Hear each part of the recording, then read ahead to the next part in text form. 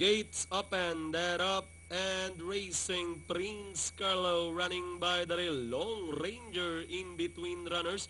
Running on the outside, Gondor, then followed by the stablemate 12A Pivotal. Then comes Robin Good running by the rail. Princess Erika in between runners comes Lovely Tara Ziklag also in there. Next in line is Simply Strong. Then sticking in down on the inside is Reality Show Dream Maker.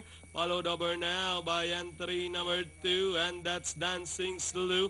Prince Carlo running second last, and trailing the group is King's Crown as they turn to the final 450.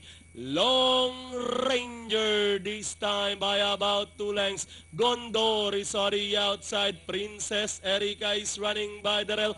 Pivotal is on the outside, and comes entry number 3, Simply Strong and Dancing Slow.